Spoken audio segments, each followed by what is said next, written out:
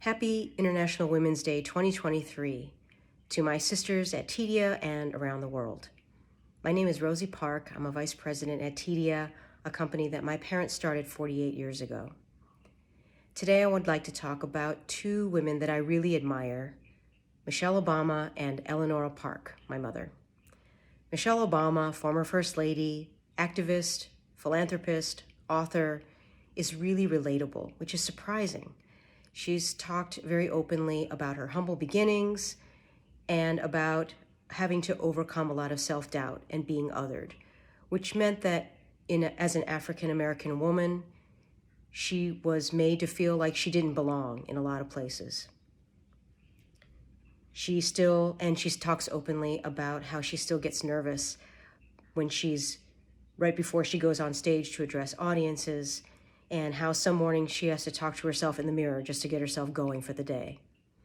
Over time, she has learned to appreciate and value her background and the values instilled in her by her family. She's learned to accept who she is and accepts herself with her strengths and her flaws.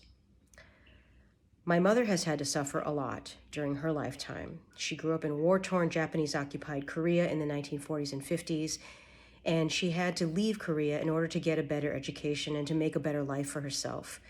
So she came to the United States and met and married my dad, actually against her family's wishes, and together they started Tedia in 1975. My dad was ill for many years, and she had to care for him, but he eventually died of kidney disease.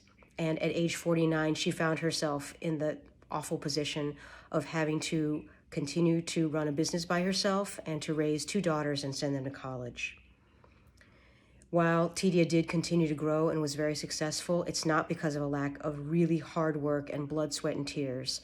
There was many a night when she stayed at Tedia till 3 a.m, having to fill and label the product by herself.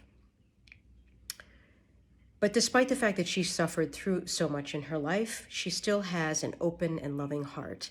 And she's not bitter or cynical like a lot of people she would have become. She's a tender and emotional person at age 82. Both Michelle Obama and my mother have in common their vulnerability. I admire that they recognize that without their vulnerability, they can't be their authentic selves. They are willing to be who they are and who they're meant to be, even if it means that others may not like them for it.